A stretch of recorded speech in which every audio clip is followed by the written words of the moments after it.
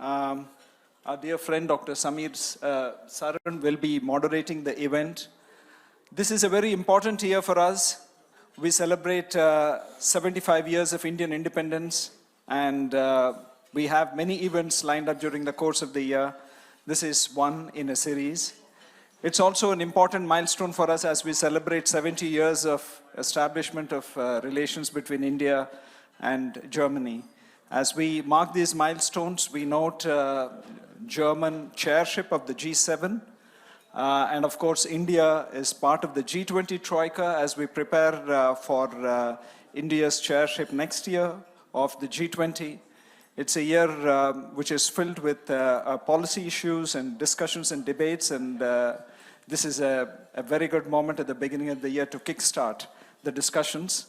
I now hand over the mic to Samir Saran and request him to call all the speakers onto the stage and start the afternoon's discussions. Thank you very much, Ambassador.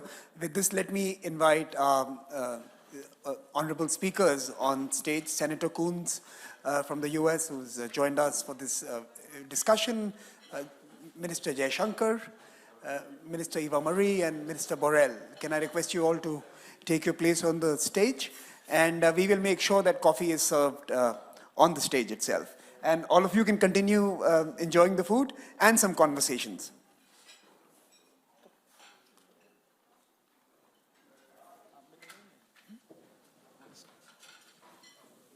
Mask लगाने की जरूरत नहीं है मेरा mask लगाऊं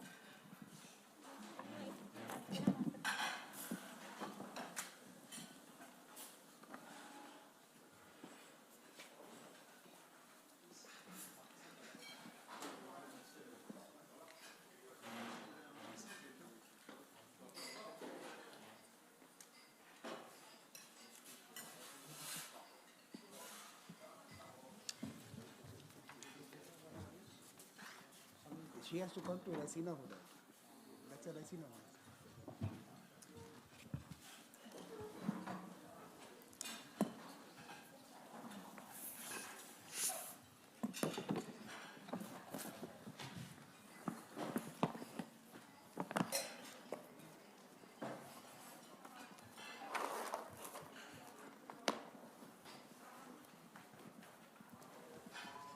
Thank you.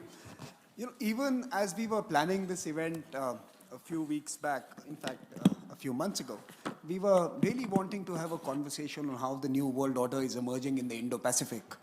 But Europe continues to demand attention. And it is very difficult for us to focus in the Indo-Pacific alone, as Europe has proven in the last few weeks. And therefore, I think what is really important for us at this moment to discuss, and we hope to do that in the course of this afternoon conversation, is to see how these two different domains, maritime domain and the land domain, are creating new political tensions, dynamics, partnerships, coalitions, and solutions. It will be to our own peril if we were to ignore one over another. And it will also be self-defeating if we were not to acknowledge some of the different trends and vectors that are shaping both of these different political geographies, and to try and make some sense out of what is happening in a world which continues to be self-disrupt. We have a very fine panel, and I'm not going to take too much more time, and I'm going to move into a conversation. And let me start with Senator Coons. The US has a unique position in the world. It has both a maritime power and a land power. It has served the security and stability interests in Europe. It has protected the Western Pacific. It understands the language of the sea, and it has the tools of land. Can US continue to serve these very different political roles in a world which is very different from, say, the post-war order that we had got so accustomed to? Is the US back, and is US ready to take that role? And I think that would be possibly a good point to start this conversation. Senator, over to you. Well, thank you very much. Thank you to the Foreign Ministry. Thank you to the panel and to all of you, and for a chance to briefly open on that question. As you phrased it, the United States has been blessed by geography, has had an opportunity to be both a maritime power and a land power, a continental power, like India, a continental, a complex democracy that is multi-faith, multilingual, multi-ethnic, and yet has somehow managed to survive for now as a democracy on the North American continent. Like the EU, like India, we now face the challenge of a completely transformed environment. It's not just land, it's not just sea, it is also digital. It is also space that are critical frontiers for our engagement in this century. If we are going to successfully confront the threats that are right in front of us, a global pandemic, climate change, we have to reimagine engagement and leadership in the 21st century. Yes, in the decades after the Second World War, the United States was at times either unipolar or one of the two great global powers in a bipolar world. We are well past that period. I hope and pray that we are back. I am doing everything I can to sustain and support our president. We are, as you know, represented here with a strong bipartisan delegation from the United States Congress. But you ask a legitimate question, which is whether or not the American people and the American democracy can not just relitigate the grievances and difficulties and challenges domestically of the last century, but can grasp this moment and can see the opportunity that the Quad provides, that the moment in the Indo-Pacific provides for us to work in close partnership with allies to shape the frame for trade and for free and open societies in this century, while still necessarily being deeply engaged with Europe, and I would also say with the Gulf. We cannot, despite all of our efforts to pivot to China or to pivot to the Indo-Pacific, we cannot ignore the significance of Europe and of security in Europe, and we cannot ignore the significance of other geographies, whether Southwest Asia, the Gulf, or elsewhere. So the question is, can we walk and chew gum at the same time, to use an American colloquialism? And at the end of the day, if we understand our project as not being American global leadership, but as being American partnership, shaping this century with those who share our core values, whether India or European, then we have a prospect, then we have a chance. If we conceive of ourselves narrowly as America first, we will end up being America alone. If we conceive of ourselves as partners with the other great open societies of the world, I think we have a chance, and I think we will all succeed. Senator Coons, there is some concern that you mentioned digital, and I think that's an important domain. So there's some concern that is the American state as a whole, including its corporate sector, which, by the way, was one of the very important actors in the previous century for shaping the world as we know it today. Do they sense the similar tensions that, say, you do in the Congress? It's funny you should mention that. I've, within the last week, met with CEOs of a number of global companies. Some of them are relatively recent creations of the digital era. Bill Gates was with us. We were talking more about his philanthropy than about Microsoft, but also with leaders of companies like Facebook and Google, but also more traditional companies, an oil company, an energy company, Qualcomm, which is central to the technologies that make the digital space work. One of our governance challenges globally is the number of corporations that are becoming so significant, so truly global, that they are not quite sovereign, but they elude the regulatory reach of any one nation. And I do think we have an opportunity to press for, to demand inclusive capitalism and an approach by corporations that is respectful of the balance between the individual and their interests. This is most important in terms of social media platforms, privacy, and the digital space, and that are aligned around our most basic values when it comes to climate. If the energy sector in the United States actually moves towards engaging with what the European Union is doing and being proactive in climate and energy, they can make an incredible difference in the world. If they continue to resist and to hang back, they can make a very negative difference. So the corporate sphere is a critical one, and there is a moment coming here where many American-initiated and led companies will have to choose whether they put first the free and open society system that allowed them to thrive, or they put first profits regardless of from where they are generated. So let me turn to Minister Limets on this. I think Estonia understands the importance of the digital, but you also understand the importance of geography, being where you are. How do you see what's playing out today in Europe? What are the real challenges for the Union, as well as what are the kind of partnerships that are required today, in your view, for ensuring that not only are we able to stabilize your immediate region, but also ensure that the Asian century, or rather the Indo-Pacific maritime domain, continues to serve us all the way the previous century did? Of course, I would like to thank Observer Research Foundation and also Minister Yaşar for the kind invitation to discuss on this important matter today. Broadly said, I would say that what we see is, of course, severe violations of the international law. And I would like to remind first the UN Charter of the United Nations, which says that any country cannot use armed forces to threaten another country, and the territories taken by use of force cannot be kept. I think that these are very important reminders also in nowadays world, in the 21st century. And of course it is very unfortunate that after we have seen so many years, so many wars over the years, we still need to speak about the violations of these foundational principles.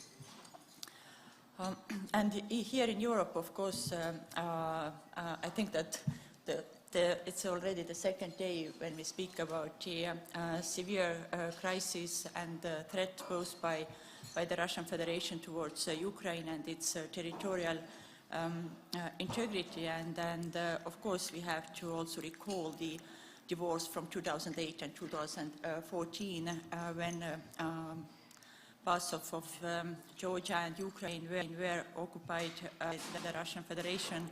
And here, of course, from our side, the international community should come together and invite every UN member to stick to the principles of the UN Charter.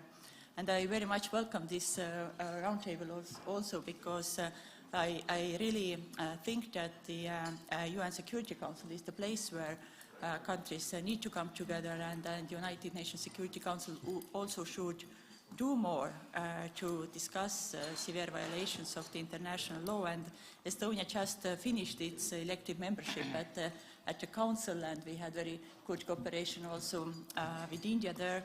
And I truly hope that current members pay attention to these issues.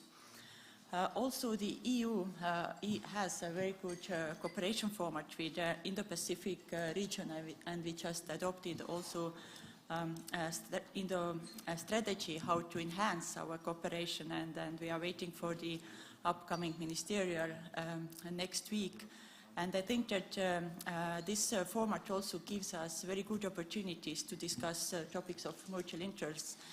In addition to climate and trade, we can also discuss how to, together, how to work towards the more rule-based world.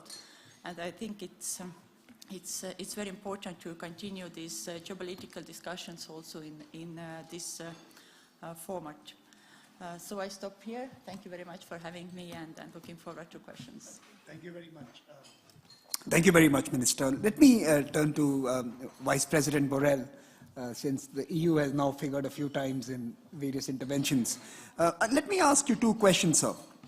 Are conflicting demands of what you need to build together to manage the Indo-Pacific and what you need to put together to manage Europe diminishing the chances of doing well in either of the two?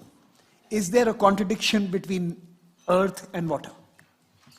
Look, it requires a long lecture to answer this question. But since I don't have the time to give a long lecture, let me put things in perspective.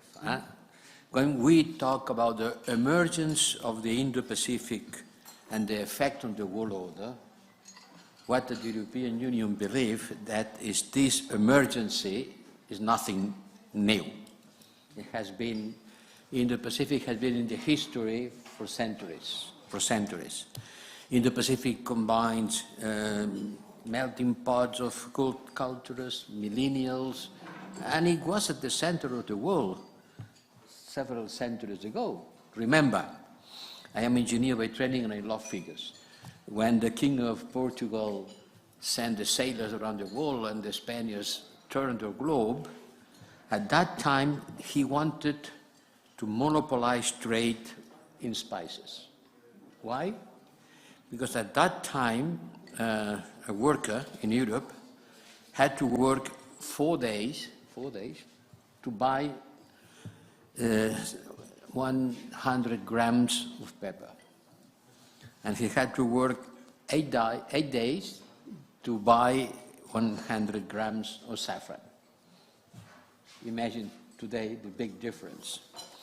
And then the Germans, in 1920, a geopolitician, Karl Haushofer, coined the concept of Indo-Pacific because they wanted to ally with China and India in order to face Britain and US and other Western European countries in order to dominate the world. And today, remember, in March 21, when a container ship obstructed the Suez Canal, almost 400 ships were waiting in both ends, 400 ships. And the cost of this accident has been estimated in $10 billion. $10 billion lost because the ship obstructed a channel. And each hour of the blockage cost 400 million. Well, it means that this is quite important. 40% of the European trade goes through the South China Sea. So it's nothing new. And today, if you want to buy a car in Europe, you have to wait 12 months for delivery. Why? Because there is no chips. We live on the so-called instant economy. Instant. And you can buy your grocery and in 10 minutes someone is coming and bringing you what you have bought. But if you want to buy a car, in Europe, you have to wait 1 year. That's amazing, no? It shows how important is what's happening in the Indo-Pacific, how important it is to keep free the roads of navigation in this area. And that's why we built this Indo-Pacific strategy, because we are strongly convinced that the history of mankind will be written in the Indo-Pacific area in this century.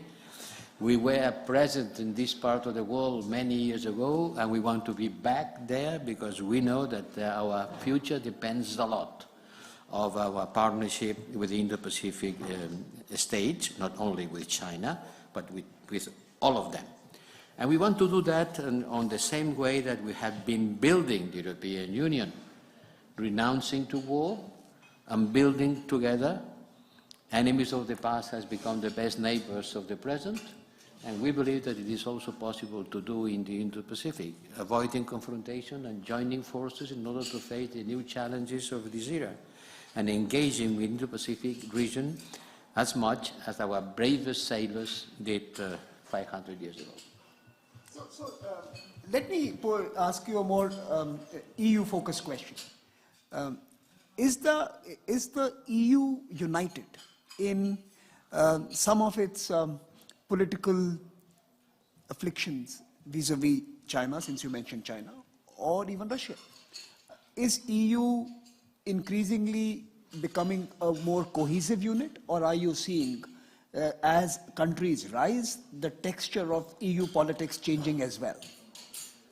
It's changing, certainly it's changing.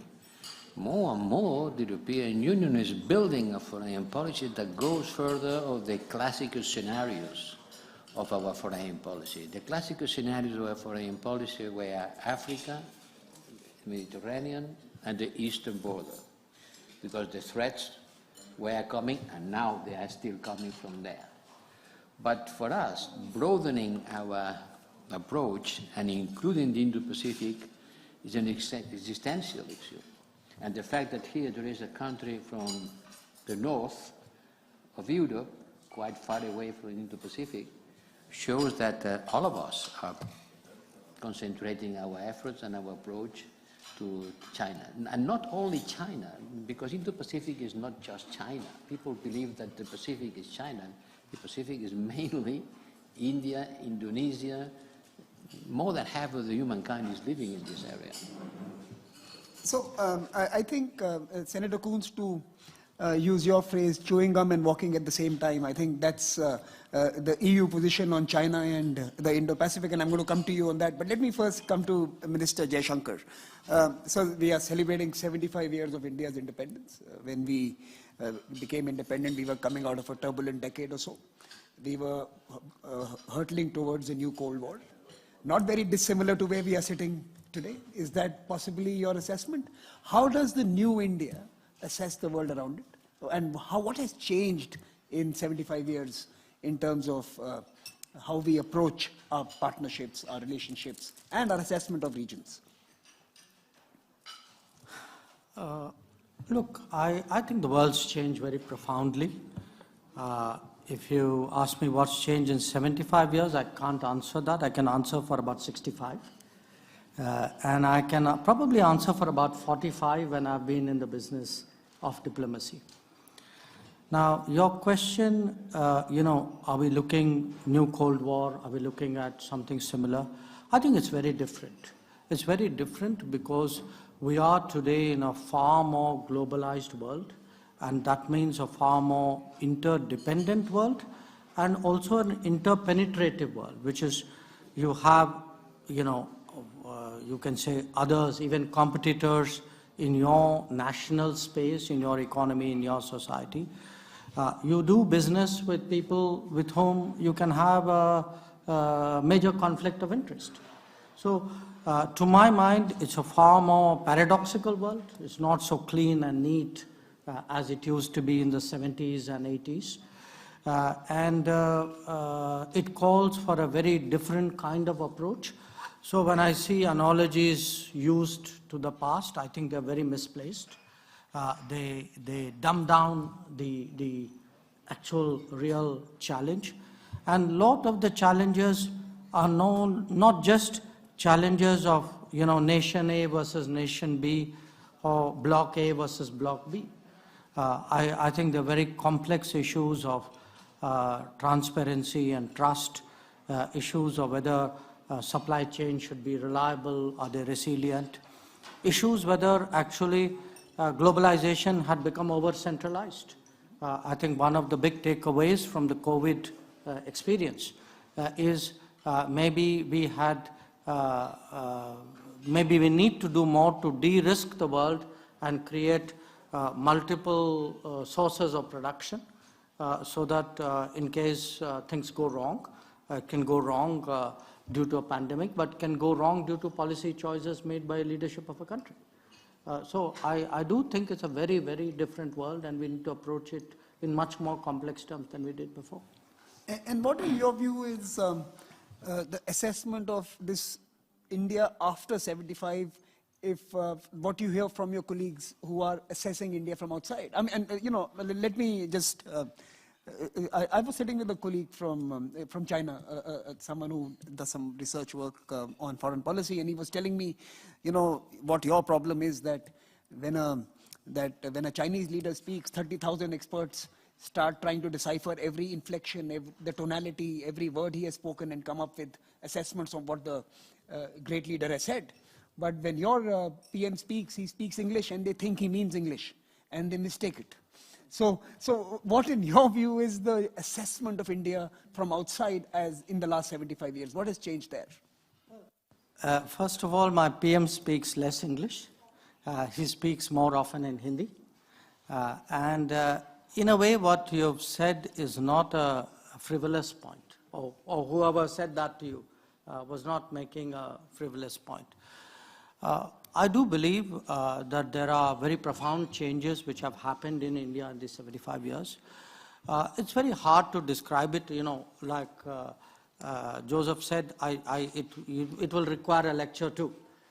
But if I were to put it to you in somewhat like distilled terms, I think democracy in India has struck much deeper roots. It's gone into beyond, I would say, big cities, into more sort of all corners. So you have today a voice of India, leadership of India, the presence of India, which is much more representative, and which is, after 75 years, much less influenced by the pre-colonial period.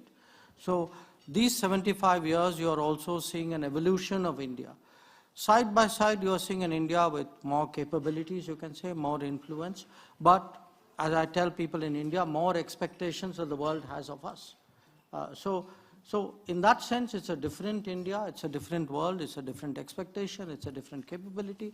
Again, come back to my point, it's a far more complex equation than we all assume. So what would your advice be, sitting outside and looking at what's happening in Ukraine or what's happening in some other parts where you have these flashpoints? What would your advice be to your counterparts today? I'm careful giving advice because you receive advice as freely as you give it. But as a broad proposition, I think all of us who are, we are at least in the business of diplomacy, three of us here in a way, and you two in an honorary way are kind of foreign ministers. At the end of the day, I do think diplomacy is the answer. One has to look for ways of reconciling, harmonizing interests, find ways of striking a balance between interests and values. I mean, these are really broad propositions that I would throw out. But again, I would make the point that different situations are different. I mean, they're unique. Sometimes I do hear overgeneralizations comparing what's happening on the transatlantic side with what's happening on the trans-Pacific side.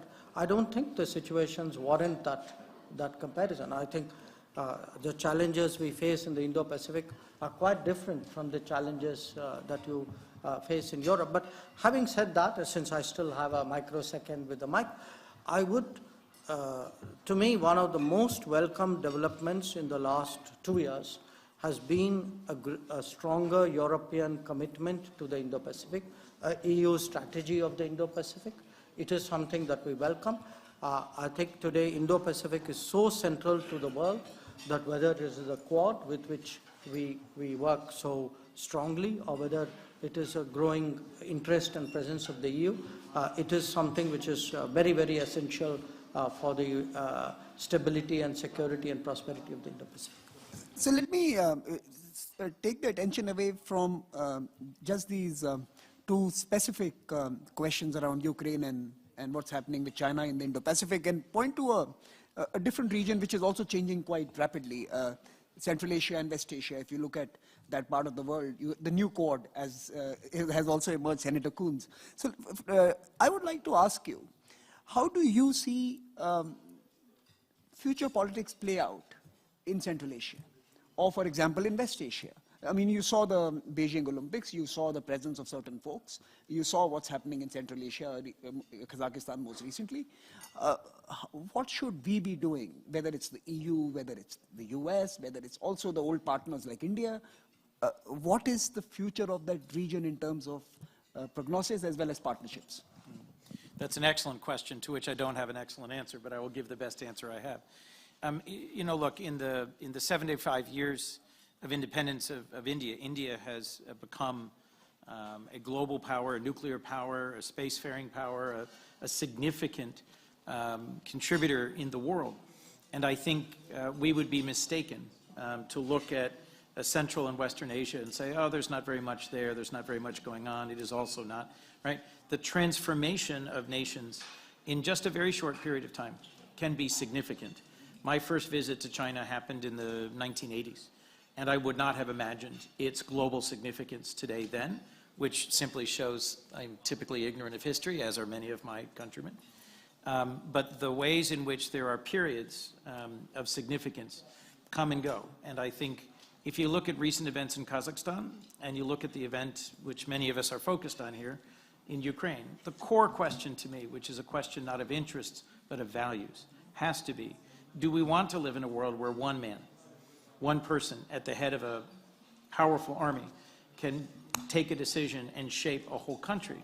Or do we want to live in a world where it is distributed power, whether it's through democracy, through the internet, through how power itself, energy is generated, or through how decisions are taken? We are a long way from free and open societies and a democratic future in most of West Asia. But I think in the end, ultimately, that is the best way for people to be organized. I think it leads to less war and less conflict and more consultation. So I don't see that path, obviously, or immediately today. But I think we ignore, at least in my country, the region of Southwest Asia, West Asia, at our peril, because there's enormous potential, resources, complex societies, and it would be my hope that our interaction there would be one that is rooted at least as much in the shared values that unite India, Europe, and the United States as it would be in interests that are merely extractive or temporary. Minister Linus, would you like to intervene on how can the EU, for example, play a more significant role in what's happening in Central Asia? Obviously, there is an OSCE which looks at a certain aspect of it. But is Global Gateway perhaps one of the opportunities to be present in the future of that region? Thank you, and you also mentioned the OSCE. This was the organization I also wanted to refer to because the Eurasian security relies on the foundational act of OSCE, Helsinki Final Act, and of course there are the principles which are the foundations of peace and security in Europe, and human rights or the so-called human pillar is part of it, and I think that this organization, of course, should do much more to stand for the fundamental values and protection of human rights, but even more, but for fundamental freedoms like freedom of expression, political freedoms, because in many of the OSCE countries, these values unfortunately have been challenged. And I very much hope that current president or CIO of the organization, Poland, carries out this task and promotes these values, and it's very much involves, of course, all the Central Asian countries. With regard to the European Union, then I very much agree that we also should continue cooperating with these countries based on our values, and also we have cooperation projects which are also related to digitalization with these countries. So we, of course, must continue to be engaged also with this region and also support them, especially also after the developments in Afghanistan, which also influence that region particularly. I'm going to come to Minister Jaishankar on Afghanistan, but let me first ask Minister Vice President Borrell for his thoughts on the Global Gateway project.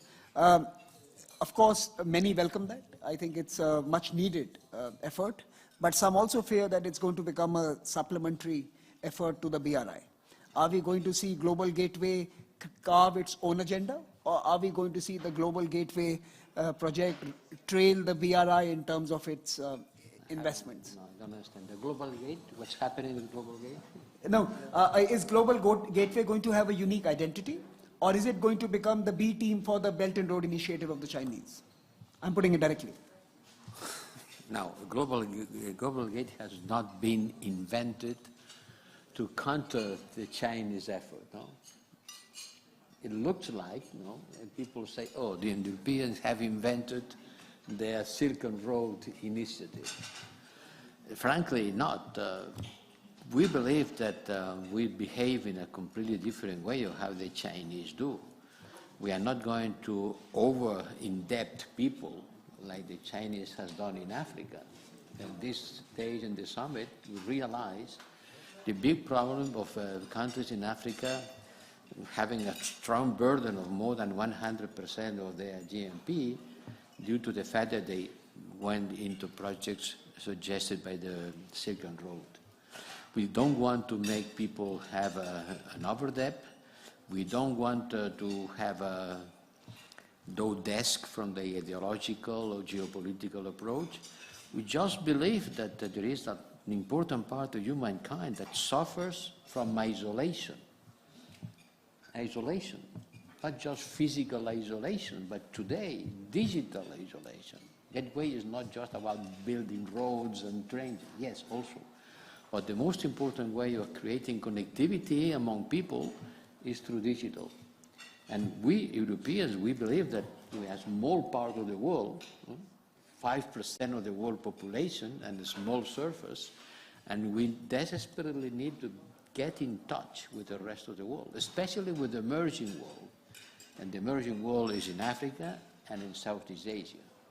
So that way is a way of projecting ourselves to the rest of the world and presenting alternatives where our technology, our financial capabilities, and our own needs of reaching out with the rest of the people. No? We were the first one, once upon a time, of creating connectivity with the rest of the world, and now we believe that we were a little bit putting in the corner, and we want to get out of the corner and be again one of the drivers of a united humankind towards a common future. But nothing against China. So I'm going to open it up to all of you for questions. So if anyone wants to post something to this fantastic panel, do let us know, and my colleagues will ensure the mic reaches you.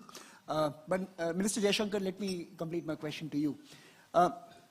Again, at the cost of generalization, something that you've already ticked me off twice on, let me first ask you that is there something called a liberal system that exists today?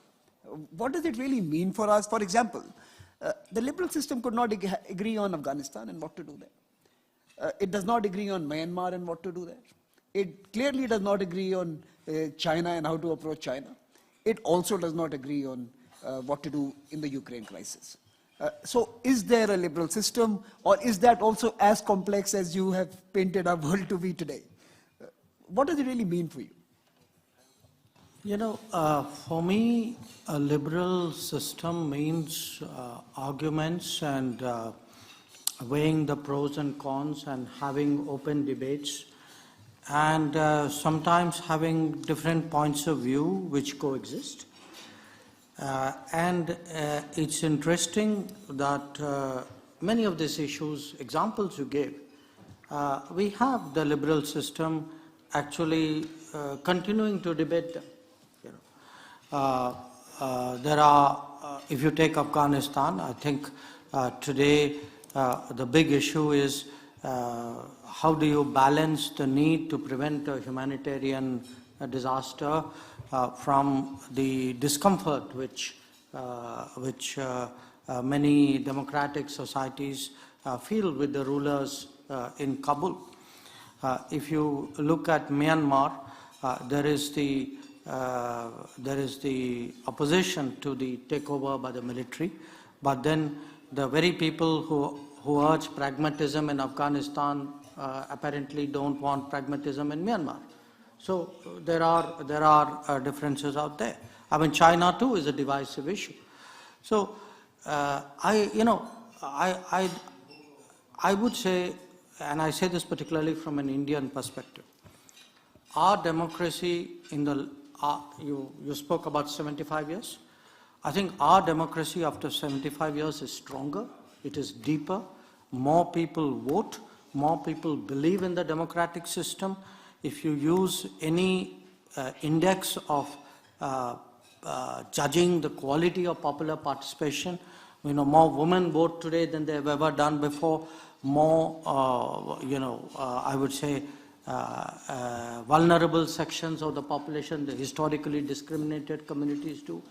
So I don't share the view somehow that democratic liberal order is on the down and we need to be concerned about it. Yes, there are challenges. There are challenges in different parts of the world, but I think it's very important not to somewhere kind of lose faith. Certainly in India, that is not the case. And I regard the international issues which the liberal order faces as something that has to be debated and discussed and sometimes disagreed with.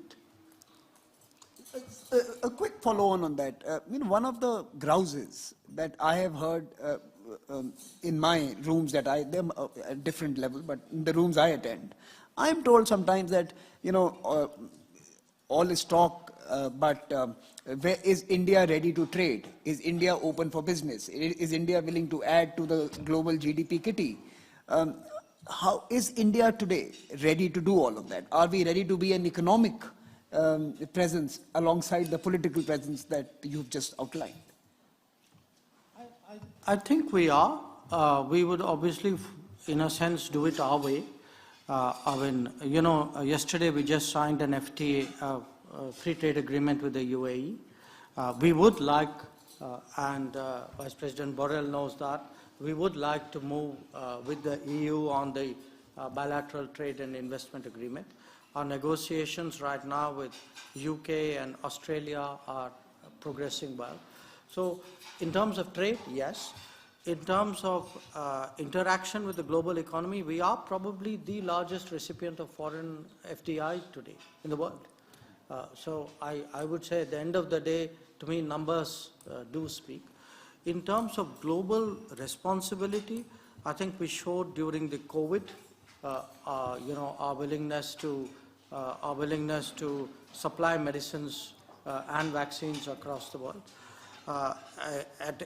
Humanitarian situations, if we look today from Mozambique till probably about the Philippines, we have a reputation as a first responder. So I do think we are walking the talk. Okay. There's a question from the audience here. Tanubi, can we get the mic here? Thank you. Yeah, thank you very much indeed. My name is Roderich Kiesewetter from the German Parliament. And first of all, I would like to express my gratitude to your organization, to the ORF, also for the close cooperation with the Konrad Adenauer Foundation and the increased number of meetings. But my question goes to the Foreign Minister of India regarding two aspects of our contemporary life. We Europeans are focused on our current challenges with regard to Ukraine, with regard to Libya, Turkey, Syria, a simultaneity of crises Mr. Borrell has mentioned. But we are also focused on international organizations. And we try to be, and we have heard it today also from some ministers and from Secretary Kerry, that we need a huge amount of resources to cope with climate change. And my question goes in the direction of an organization in the Indo-Pacific which is taking care to preserve resources to avoid an arms race in the region. So is there a chance to create something like an organization to build mutual trust, especially confidence building, trust building in the realm of arms control, to gain resources to fight the climate crisis? Because otherwise we will lose billions, trillions of dollars, which will be not wasted but invested into distrust, which means more armament, arms race. We know that the challenge is also the elephant, the big elephant is China. But if we have this, the willingness to create an organization in this region, the Indo-Pacific region, would India be willing to join this or to even go ahead and try to build something like that with like-minded nations, Australia, Japan and others? So how do you see to cope and to mitigate climate change and the danger of an increased armament? Thank you. Mr. Jaishankar, would you like to? Should we take, okay, Kira here has a question. Let's take another question. But Vice President Borrell, I would like you also to respond to this question because it matters. It's also the global gateway, and Senator Coons and Minister Limits. Yeah, go ahead, Kira. Yeah, thank you. Kira Fink, German Council on Foreign Relations. My question goes in a similar direction, but is a little bit different. How is the setup for inter-regional collaboration on mitigation, especially with regards to technology transfers, sharing of technologies in order to combat the climate crisis? Thank you very much.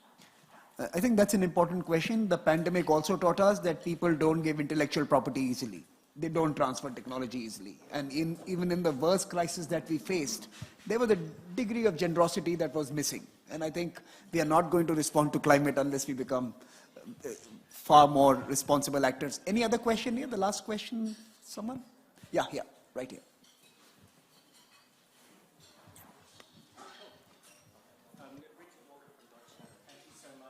You'll return on the mic, Richard. Not working? Okay, let's take that one in. Richard Walker from Deutsche Welle. Thank you so much also for holding this event.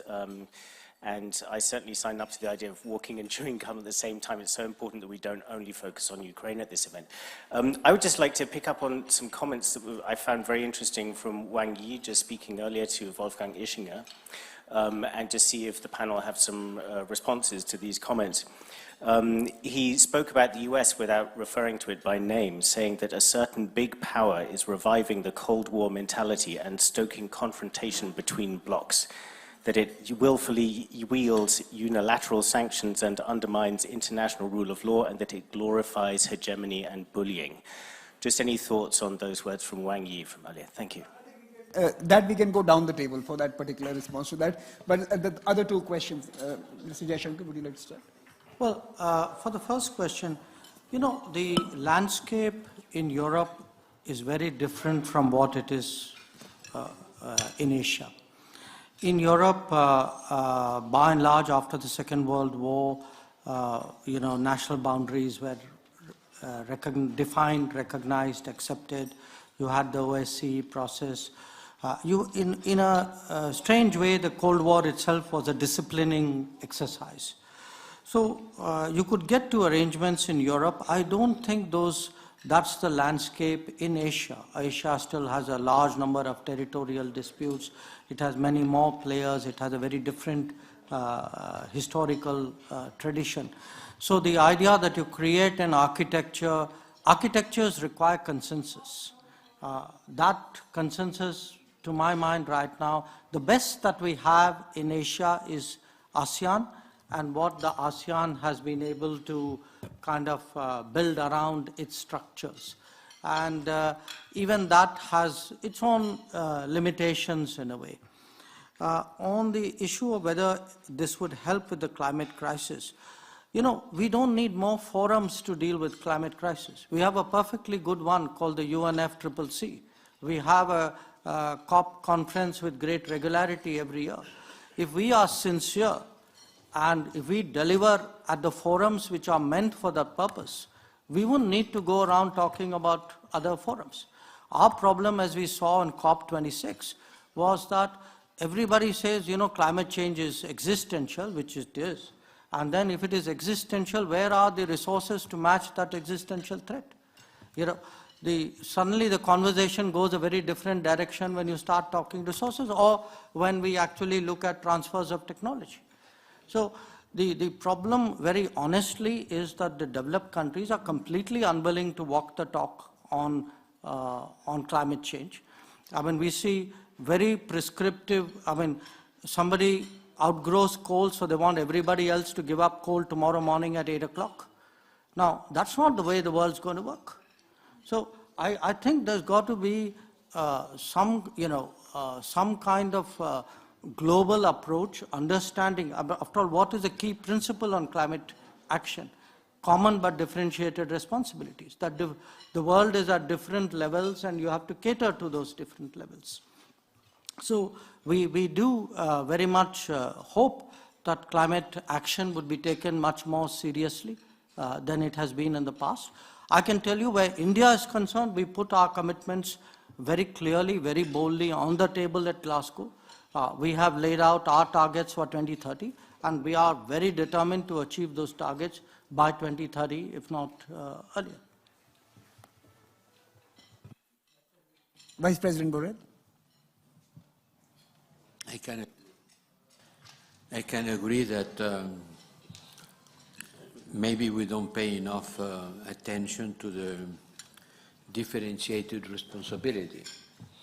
We are doing a lot of efforts in Europe in order to decrease our footprint on emissions, and we know that it's going to be difficult for us to adapt, especially when the bill will have to be paid by the households.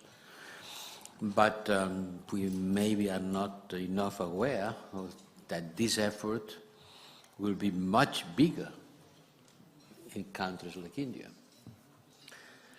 Much, much bigger. And maybe we are not aware that we are aware. Theoretically, we are. But when the moment comes to open the strings of the purse, climate change is going to be the biggest driver of geopolitical change. It's the biggest geopolitical issue. It's going to increase inequality among people and among countries. It's going to create a big shift on the wealth of the nations. This transformation, this strong transformation will not happen without being into some trouble. And without being into some trouble.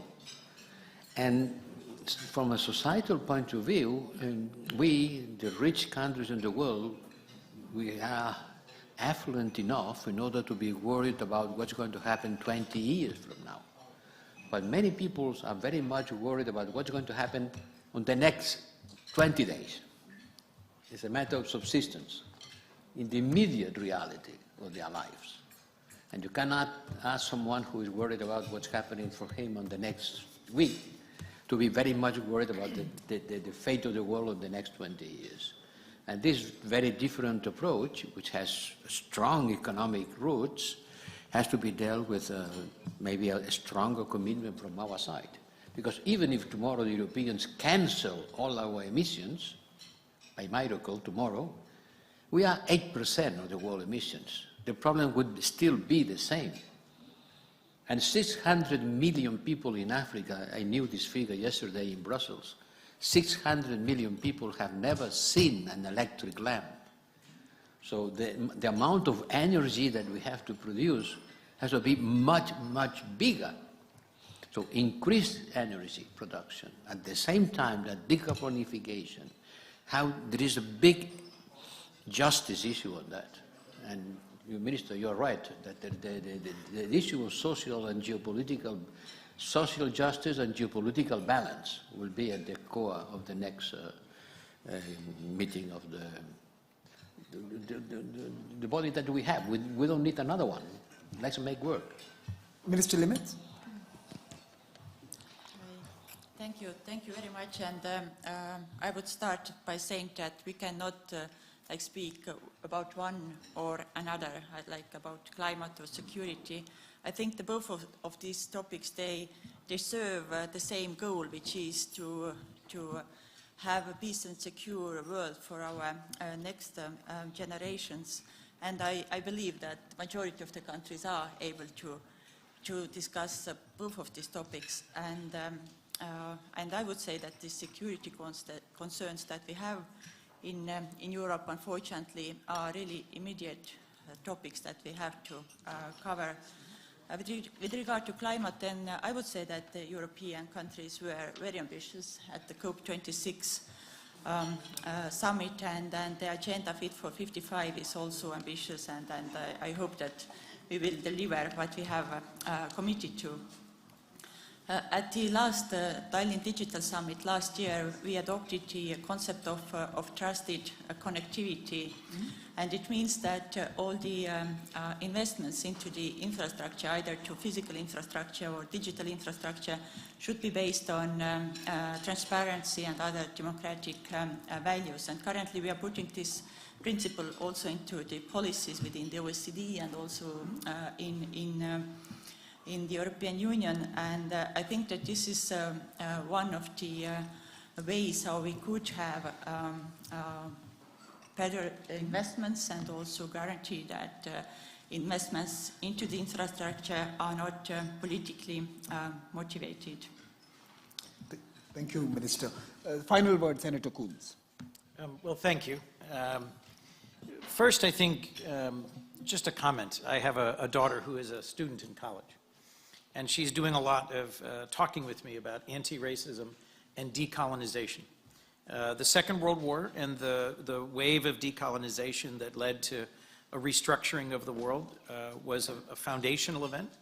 But many of us, as we look back at history and as we look forward together, need to confront the challenges of decolonization within our own countries and our own approaches to the rest of the world. One of the challenges we face is first recognizing that good answers, innovations, solutions, ideas can come from anywhere.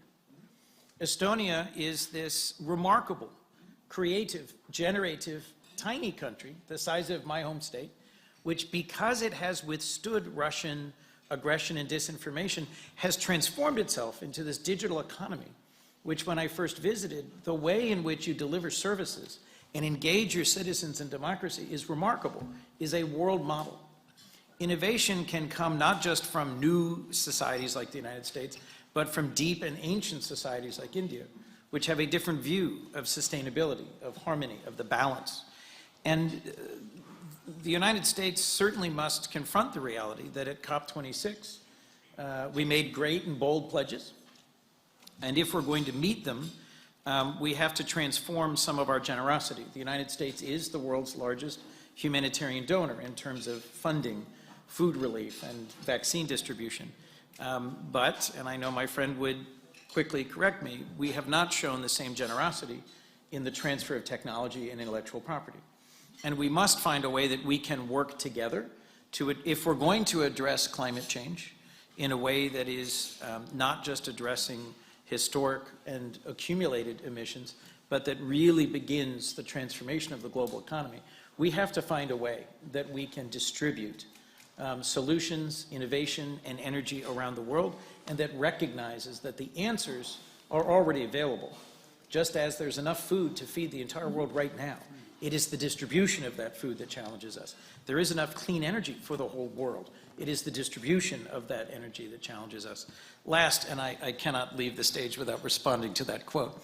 So someone said on some panel that there is a nation that they didn't name that is a bully, that is using power in order to manipulate others, and that has a Cold War mindset.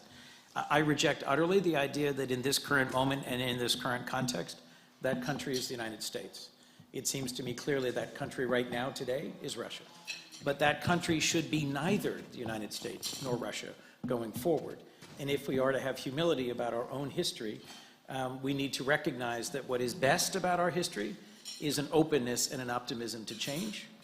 And what could be most challenging about this moment in terms of the West and the United States and Europe and NATO is that we need to stand together against any one nation using force to rewrite the lines of the last 50 years. So optimism, openness, dialogue, and democracy. Peace on earth and water. I think that's food for thought for all of us. Please join me in applauding the panelists for their interventions. And thank you very much again. Would you like to say a few words, CJ? Mohit? For hosting it, Mohit? Well, I would like to thank, on behalf of the Ministry of External Affairs and on my own behalf, all the dignitaries for this great discussion over 1 hour. It was quite a learning experience for me. And I thank all the guests, the ORF, the team India, in Germany, and the distinguished guests for coming here. Thank you very much.